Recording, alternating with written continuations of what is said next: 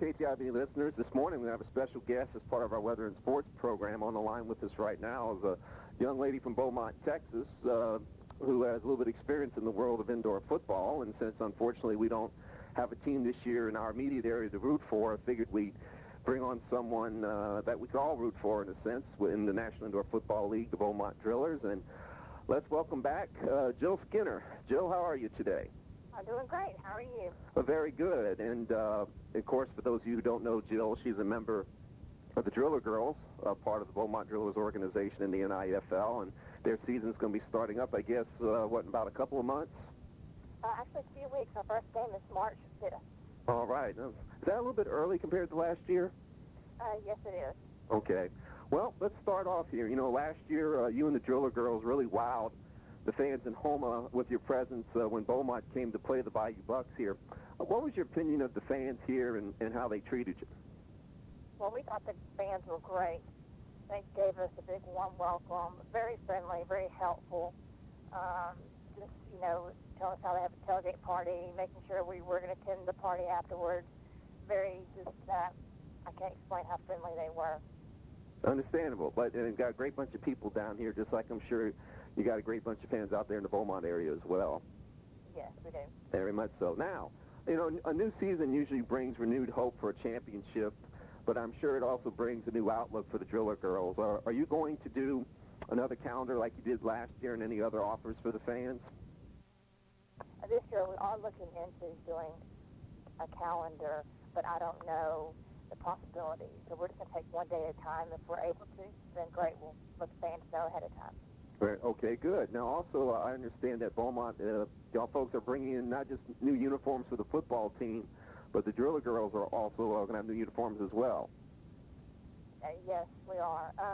The colors changed this year. Formerly, we were black and gold, and now we are black and silver. And so, there's, of course, the players in the uniforms. You know, their away is a silver and black trim, and their home is black jersey with silver trim.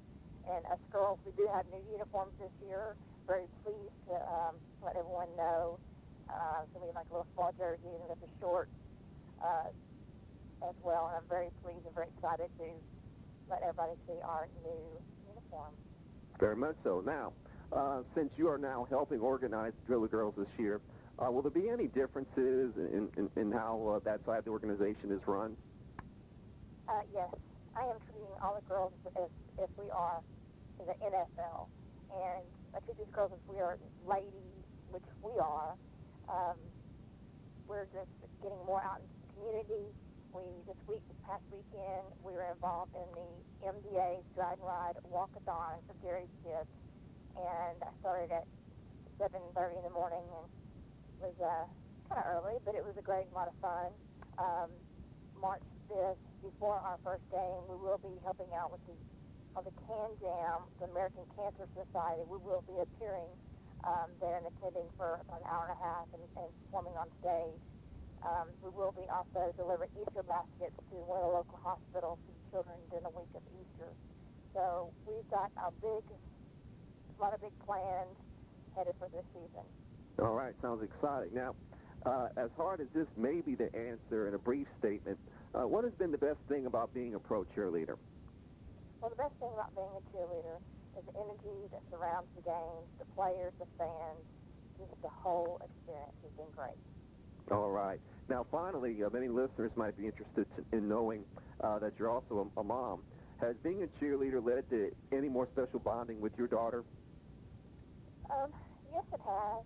You know, I just want to set positive examples for my daughter to grow by, and I want her to be whatever she wants to be as a grown-up. I want her to wish that she was a cheerleader one day, or if she's a doctor or a nurse or whatever. It has fun bonding because she and I dance in the living room. So, yes, we have grown a lot more bonding. Oh, there is one story, by the way, folks, I had written some questions down in advance, but I want you to go back to something we had said in our first discussion, that when you came down here to meet, when the Beaumont came to play Houma, you had mentioned that there was a little bit uniqueness about the Golden Corral restaurant. Won't you tell the listeners about what the uniqueness was compared to the Golden Corrals y'all had in Beaumont?